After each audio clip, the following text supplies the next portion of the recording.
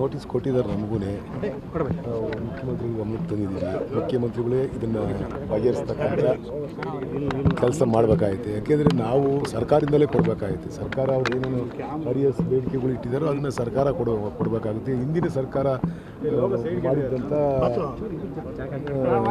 ತೀರ್ಮಾನಗಳವು ನಮ್ಮ ಸರ್ಕಾರದಲ್ಲಿ ಆಗಿದ್ದಂಥದ್ದಲ್ಲ. ಹಿಂದೆ ಅವರು ಸ್ಟ್ರೈಕ್ ಮಾಡಿದಂಥ ಸಂದರ್ಭದಲ್ಲಿ ಬೊಮ್ಮಾಯಿಯವರು 15% ಜಾಸ್ತಿ ಮಾಡಿ ಕೊಟ್ಟಿದ್ರು. ಅದು 1800 ಕೋಟಿ ರೂಪಾಯಿ ನಾವು ಅರಿಯರ್ಸ್ ಕೊಡಬೇಕು. ಅದೊಂದೇ ಪೆಂಡಿಂಗ್ ಇರ್ತಕ್ಕಂಥದ್ದು ನಮ್ಮಲ್ಲಿ. ಈಗ ನಾವು ಅವರ ಅವತ್ತಾಗಿರ್ತಕ್ಕಂಥ ಕಂಡೀಷನ್ ಪ್ರಕಾರ ನಾವು 2024ಕ್ಕೆ ಪುನಃ ಅವರ ಸ್ಯಾಲ್ರಿಯನ್ನು ಮರುಪರಿಶೀಲನೆ ಮಾಡಬೇಕಾಯಿತು. ಅದನ್ನು ಆಗಿಲ್ಲ ಅಂತ ಹೇಳ್ಬಿಟ್ಟು ಅವರು ಬೇಡಿಕೆಗಳನ್ನ ಸುಮಾರು ದಿನಗಳಿಂದ ಕೇಳ್ತಾಯಿದ್ರು. ಅದನ್ನು ಮುಖ್ಯಮಂತ್ರಿಗಳು ಗಮನಕ್ಕೆ ತಂದಿದ್ದೀವಿ. ಅವರು ಇವತ್ತು ನಾಳೆ ನಾಡ್ದು ಕರೆದು ಮಾತಾಡ್ತಾರೆ. ಈಗ ಅವರು ಎಸ್ಮಾ ಜಾರಿ ಆಗ್ತಾರೆ ಮಾಡಿ ಪ್ರಯತ್ನ ಮಾಡೋ ಸರ್ಕಾರ ಅಂತ ಹೇಳಿ ನಾವಿನ್ನೂ ಏನು ಮಾಡೇ ಇಲ್ವಲ್ಲ. ಯಾರಿಗೂ ಏನು ಬೆದರಿಕೆ ಹಾಕಿಲ್ಲ ಇದುವರೆಗೂ. ಅವರು ಕೂಡ ನಮ್ಮ ನಿಗಮದ ಪರಿಸ್ಥಿತಿಯನ್ನು ಅರ್ಥ ಮಾಡ್ಕೊಬೇಕು. ನಾವು ಎಲ್ಲ ಸವಲತ್ತುಗಳನ್ನ ಅವರಿಗೆ ಕೊಡ್ತಕ್ಕಂಥದ್ದನ್ನ ಮಾಡಿದ್ದೀವಿ. ಇವೆಲ್ಲ ನಿಗಮದ ಮೇಲೆ ಹೆಚ್ಚು ಆರ್ಥಿಕ ಒತ್ತಡ ಬಿಡ್ತಕ್ಕಂಥದ್ದು. ಅದರಿಂದ ಇದನ್ನು ಕೂತ್ಕೊಂಡು ಮಾತನಾಡ್ತಕ್ಕಂಥದ್ದು ಮಾಡ್ತೀವಿ. ಸರ್, ಈಗ ನಿಗಮದ ಮೇಲೆ ಆರ್ಥಿಕವಾಗಿ ನೀವು ಸಾಕಷ್ಟು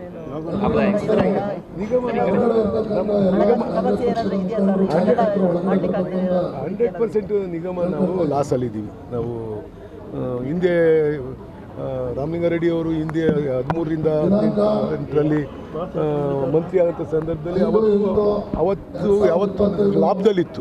ಅವತ್ತು ಸುಮಾರು ಒಂದು 50 ಕೋಟಿ 60 ಕೋಟಿ ಲಾಭದಲ್ಲಿತ್ತು. ಈಗ ಲಾಸಲ್ಲಿದೆ ನಮ್ಮ ನಿಗಮ. ಅದರಿಂದ ನಾವು ನಿಗಮದಿಂದ ಮಾಡಲಿಕ್ಕೆ ಸಾಧ್ಯ ಆಗಿದೆ. ಶಕ್ತಿ ಯೋಜನೆಯಿಂದ ಕೊಡ್ತಾ ಇದೆ ಸರ್ಕಾರ, ಹಣ ಕೊಡ್ತಾ ಇದೆ. ಶಕ್ತಿ ಯೋಜನೆ ಬಂದಿದ್ದರಿಂದ ಒಂದು ಸ್ವಲ್ಪ ನಿಗಮ ಉಸಿರಾಡೋದಾಗಿ ಆಗಿದೆ. ಬಿಟ್ಟು ಬೇರೆ ನಮಗೆ ಸ್ಪೇರ್ ಪಾರ್ಟ್ ಜಾಸ್ತಿ ಆಯಿತು, ನಾವು ರೇಟ್ ಜಾಸ್ತಿ ಮಾಡಿಲ್ಲ. ಡೀಸೆಲ್ ಜಾಸ್ತಿ ಆಯಿತು, ರೇಟ್ ಜಾಸ್ತಿ ಮಾಡಿಲ್ಲ. ಈಗ 2011ರಲ್ಲಿ ನಾವು ಈ ಮಕ್ಕಳು ರಿವೈಸ್ ಮಾಡೋದು ಅಲ್ಲಿಂದ ಇದುವರೆಗೂ ಮಾಡಿಲ್ಲ. ಈ ಥರದವೆಲ್ಲ ಕೆಲವು ನ್ಯೂನತೆಗಳಿದ್ದಾವೆ. ಅದು ಸರ್ಕಾರ ಬರೆಸಬೇಕಾಯಿತು. ಸರ್ಕಾರ ಮುಖ್ಯಮಂತ್ರಿಗಳು ಗಮನಕ್ಕೆ ತೆಗೆದು ಮುಖ್ಯಮಂತ್ರಿಗಳು ತೀರ್ಮಾನ ಮಾಡ್ತಾರೆ. ನೋಟಿಸ್ ಕೊಟ್ಟಿದ್ದಾರೆ ನಮಗೂ ಮುಖ್ಯಮಂತ್ರಿ ಗಮನಕ್ಕೆ ತಂದಿದ್ದೀವಿ. ಮುಖ್ಯಮಂತ್ರಿಗಳೇ ಇದನ್ನು ಬಗೆಹರಿಸ್ತಕ್ಕಂಥ ಕೆಲಸ ಮಾಡಬೇಕಾಗುತ್ತೆ. ಯಾಕೆಂದರೆ ನಾವು ಸರ್ಕಾರದಿಂದಲೇ ಕೊಡಬೇಕಾಗುತ್ತೆ. ಸರ್ಕಾರ ಅವ್ರು ಏನೇನು ಅರಿಯಸ್ ಬೇಡಿಕೆಗಳು ಇಟ್ಟಿದ್ದಾರೋ ಅದನ್ನು ಸರ್ಕಾರ ಕೊಡಬೇಕಾಗುತ್ತೆ. ಹಿಂದಿನ ಸರ್ಕಾರ ಮಾಡಿದಂಥ ತೀರ್ಮಾನಗಳವು ನಮ್ಮ ಸರ್ಕಾರದಲ್ಲಿ ಆಗಿದ್ದಂಥದ್ದಲ್ಲ. ಹಿಂದೆ ಅವರು ಸ್ಟ್ರೈಕ್ ಮಾಡಿದಂಥ ಸಂದರ್ಭದಲ್ಲಿ ಬೊಮ್ಮಾಯಿಯವರು 15% ಜಾಸ್ತಿ ಮಾಡಿ ಕೊಟ್ಟಿದ್ರು. ಅದು 1800 ಕೋಟಿ ರೂಪಾಯಿ ನಾವು ಅರಿಯರ್ಸ್ ಕೊಡಬೇಕು. ಅದೊಂದೇ ಪೆಂಡಿಂಗ್ ಇರ್ತಕ್ಕಂಥದ್ದು ನಮ್ಮಲ್ಲಿ. ಈಗ ನಾವು ಅವರ ಅವತ್ತಾಗಿರ್ತಕ್ಕಂಥ ಕಂಡೀಷನ್ ಪ್ರಕಾರ ನಾವು 2024ಕ್ಕೆ ಪುನಃ ಅವರ ಸ್ಯಾಲ್ರಿಯನ್ನು ಮರುಪರಿಶೀಲನೆ ಮಾಡಬೇಕಾಯಿತು. ಅದನ್ನು ಆಗಿಲ್ಲ ಅಂತ ಹೇಳ್ಬಿಟ್ಟು ಅವರು ಬೇಡಿಕೆಗಳನ್ನ ಸುಮಾರು ದಿನಗಳಿಂದ ಕೇಳ್ತಾಯಿದ್ರು. ಅದನ್ನು ಮುಖ್ಯಮಂತ್ರಿಗಳು ಗಮನಕ್ಕೆ ತಂದಿದ್ದೀವಿ. ಅವರು ಇವತ್ತು ನಾಳೆ ನಾಡ್ದು ಕರೆದು ಮಾತಾಡ್ತಾರೆ. ಈಗ ಅವರು ಎಸ್ಮಾ ಜಾರಿ ಆಗ್ತಾರೆ ಮಾಡಿ ಪ್ರಯತ್ನ ಮಾಡೋ ಸರ್ಕಾರ ಅಂತ ಹೇಳಿ ನಾವಿನ್ನೂ ಏನು ಮಾಡೇ ಇಲ್ವಲ್ಲ. ಯಾರಿಗೂ ಏನು ಬೆದರಿಕೆ ಹಾಕಿಲ್ಲ ಇದುವರೆಗೂ.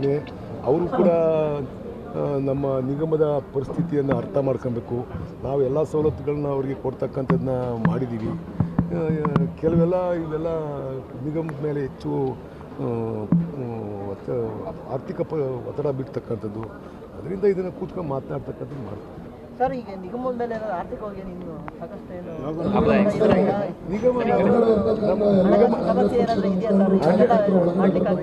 100% ನಿಗಮ ನಾವು ಲಾಸಲ್ಲಿದ್ದೀವಿ. ನಾವು ಹಿಂದೆ ರಾಮಲಿಂಗಾರೆಡ್ಡಿ ಅವರು ಹಿಂದೆ 13ರಿಂದ 18ರಲ್ಲಿ ಮಂತ್ರಿ ಆದಂಥ ಸಂದರ್ಭದಲ್ಲಿ ಅವತ್ತು ಲಾಭದಲ್ಲಿತ್ತು.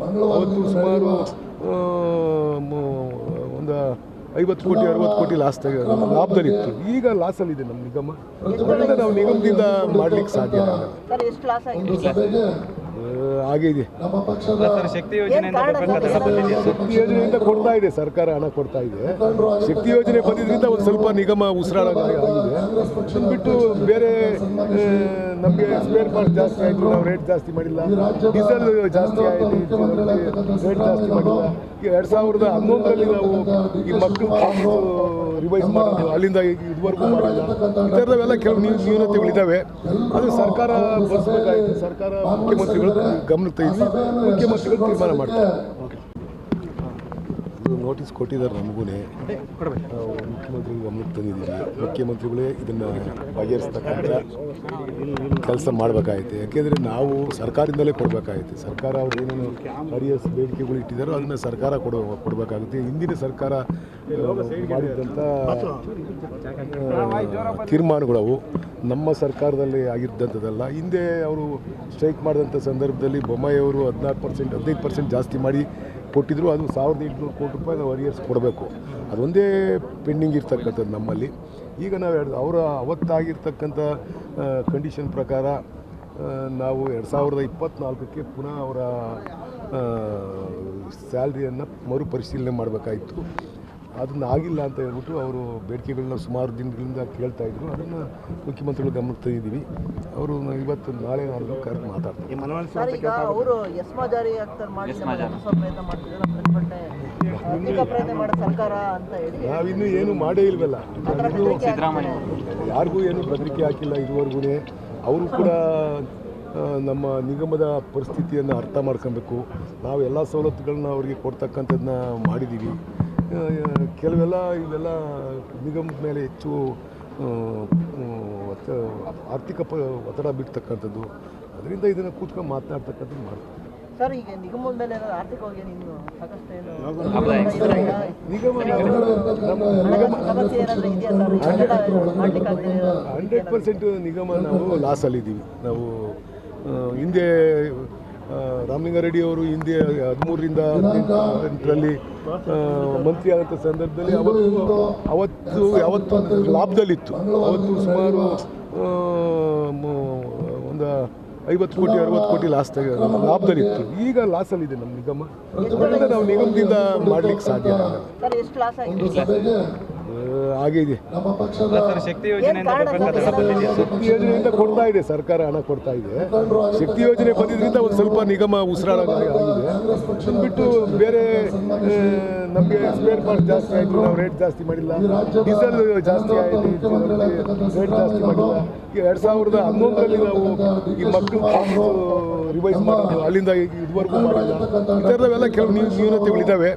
ಅದು ಸರ್ಕಾರ ಬರ್ಸ್ಬೇಕಾಯಿತು. ಸರ್ಕಾರ ಮುಖ್ಯಮಂತ್ರಿಗಳು ಗಮನಕ್ಕೆ ತೆಗೆದು ಮುಖ್ಯಮಂತ್ರಿಗಳು ತೀರ್ಮಾನ ಮಾಡ್ತಾರೆ. ನೋಟಿಸ್ ಕೊಟ್ಟಿದ್ದಾರೆ ನಮಗೂ, ಮುಖ್ಯಮಂತ್ರಿಗಳು ಗಮನಕ್ಕೆ ತಂದಿದ್ದೀವಿ. ಮುಖ್ಯಮಂತ್ರಿಗಳೇ ಇದನ್ನು ಬಗೆಹರಿಸ್ತಕ್ಕಂಥ ಕೆಲಸ ಮಾಡಬೇಕಾಯ್ತು. ಯಾಕೆಂದರೆ ನಾವು ಸರ್ಕಾರದಿಂದಲೇ ಕೊಡಬೇಕಾಯ್ತು. ಸರ್ಕಾರ ಅವ್ರು ಏನೇನು ಅರಿಯಸ್ ಬೇಡಿಕೆಗಳು ಇಟ್ಟಿದ್ದಾರೋ ಅದನ್ನು ಸರ್ಕಾರ ಕೊಡಬೇಕಾಗುತ್ತೆ. ಹಿಂದಿನ ಸರ್ಕಾರ ಮಾಡಿದ್ದಂಥ ತೀರ್ಮಾನಗಳವು ನಮ್ಮ ಸರ್ಕಾರದಲ್ಲಿ ಆಗಿದ್ದಂಥದ್ದಲ್ಲ. ಹಿಂದೆ ಅವರು ಸ್ಟ್ರೈಕ್ ಮಾಡಿದಂಥ ಸಂದರ್ಭದಲ್ಲಿ ಬೊಮ್ಮಾಯಿಯವರು 15% ಜಾಸ್ತಿ ಮಾಡಿ ಕೊಟ್ಟಿದ್ರು. ಅದು 1800 ಕೋಟಿ ರೂಪಾಯಿ ನಾವು ಅರಿಯರ್ಸ್ ಕೊಡಬೇಕು. ಅದೊಂದೇ ಪೆಂಡಿಂಗ್ ಇರ್ತಕ್ಕಂಥದ್ದು ನಮ್ಮಲ್ಲಿ. ಈಗ ನಾವು ಅವತ್ತಾಗಿರ್ತಕ್ಕಂಥ ಕಂಡೀಷನ್ ಪ್ರಕಾರ ನಾವು 2024ಕ್ಕೆ ಪುನಃ ಅವರ ಸ್ಯಾಲ್ರಿಯನ್ನು ಮರುಪರಿಶೀಲನೆ ಮಾಡಬೇಕಾಯಿತು. ಅದನ್ನು ಆಗಿಲ್ಲ ಅಂತ ಹೇಳ್ಬಿಟ್ಟು ಅವರು ಬೇಡಿಕೆಗಳನ್ನ ಸುಮಾರು ದಿನಗಳಿಂದ ಕೇಳ್ತಾಯಿದ್ರು. ಅದನ್ನು ಮುಖ್ಯಮಂತ್ರಿಗಳು ಗಮನಕ್ಕೆ ತಂದಿದ್ದೀವಿ. ಅವರು ಇವತ್ತು ನಾಳೆ ಕರೆದು ಮಾತಾಡ್ತಾರೆ. ಈಗ ಅವರು ಎಸ್ಮಾ ಜಾರಿ ಆಗ್ತಾರೆ ಮಾಡಿ ಪ್ರಯತ್ನ ಮಾಡ್ತಿದ್ದಾರೆ, ಪ್ರಯತ್ನ ಮಾಡೋ ಸರ್ಕಾರ ಅಂತ ಹೇಳಿ ನಾವಿನ್ನೂ ಏನು ಮಾಡೇ ಇಲ್ವಲ್ಲ. ಯಾರಿಗೂ ಏನು ಬೆದರಿಕೆ ಹಾಕಿಲ್ಲ ಇದುವರೆಗೂ. ಅವರು ಕೂಡ ನಮ್ಮ ನಿಗಮದ ಪರಿಸ್ಥಿತಿಯನ್ನು ಅರ್ಥ ಮಾಡ್ಕೊಬೇಕು. ನಾವು ಎಲ್ಲ ಸವಲತ್ತುಗಳನ್ನ ಅವರಿಗೆ ಕೊಡ್ತಕ್ಕಂಥದ್ದನ್ನ ಮಾಡಿದ್ದೀವಿ.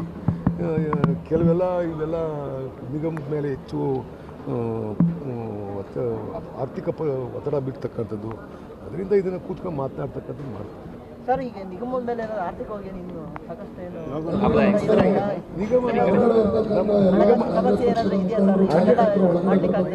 100% ನಿಗಮ ನಾವು ಲಾಸಲ್ಲಿದ್ದೀವಿ. ನಾವು ಹಿಂದೆ ರಾಮಲಿಂಗಾರೆಡ್ಡಿ ಅವರು ಹಿಂದೆ 13ರಿಂದ 18ರಲ್ಲಿ ಮಂತ್ರಿ ಆದಂಥ ಸಂದರ್ಭದಲ್ಲಿ ಯಾವತ್ತು ಲಾಭದಲ್ಲಿತ್ತು. ಅವತ್ತು ಸುಮಾರು ಒಂದು 50 ಕೋಟಿ 60 ಕೋಟಿ ಲಾಭದಲ್ಲಿತ್ತು. ಈಗ ಲಾಸಲ್ಲಿದೆ ನಮ್ಮ ನಿಗಮ. ಅದರಿಂದ ನಾವು ನಿಗಮದಿಂದ ಮಾಡಲಿಕ್ಕೆ ಸಾಧ್ಯ ಆಗಲ್ಲ. ಸರ್ ಎಷ್ಟು ಲಾಸ್ ಆಗಿದೆ? ಆಗಿದೆ. ಸರ್ ಶಕ್ತಿ ಯೋಜನೆಯಿಂದ ಬರಬೇಕಾದ ಹಣ ಬಂದಿದೆಯಾ ಸರ್? ಶಕ್ತಿ ಯೋಜನೆಯಿಂದ ಕೊಡ್ತಾ ಇದೆ, ಸರ್ಕಾರ ಹಣ ಕೊಡ್ತಾ ಇದೆ. ಶಕ್ತಿ ಯೋಜನೆ ಬಂದಿದ್ದರಿಂದ ಒಂದು ಸ್ವಲ್ಪ ನಿಗಮ ಉಸಿರಾಡೋದಾಗಿದೆ. ಅದನ್ನು ಬಿಟ್ಟು ಬೇರೆ ನಮಗೆ ಸ್ಪೇರ್ ಪಾರ್ಟ್ ಜಾಸ್ತಿ ಆಯಿತು, ನಾವು ರೇಟ್ ಜಾಸ್ತಿ ಮಾಡಿಲ್ಲ. ಡೀಸೆಲ್ ಜಾಸ್ತಿ ಆಯಿತು, ರೇಟ್ ಜಾಸ್ತಿ ಮಾಡಿಲ್ಲ. 2011ರಲ್ಲಿ ನಾವು ಈ ಮಕ್ಕಳು ರಿವೈಸ್ ಮಾಡೋದು ಅಲ್ಲಿಂದ ಇದುವರೆಗೂ ಮಾಡಿಲ್ಲ. ಈ ಥರದವೆಲ್ಲ ಕೆಲವು ನ್ಯೂನತೆಗಳಿದ್ದಾವೆ. ಅದು ಸರ್ಕಾರ ಬರೆಸಬೇಕಾಯಿತು. ಸರ್ಕಾರ ಮುಖ್ಯಮಂತ್ರಿಗಳು ಗಮನಕ್ಕೆ ತೆಗೆದು ಮುಖ್ಯಮಂತ್ರಿಗಳು ತೀರ್ಮಾನ ಮಾಡ್ತಾರೆ.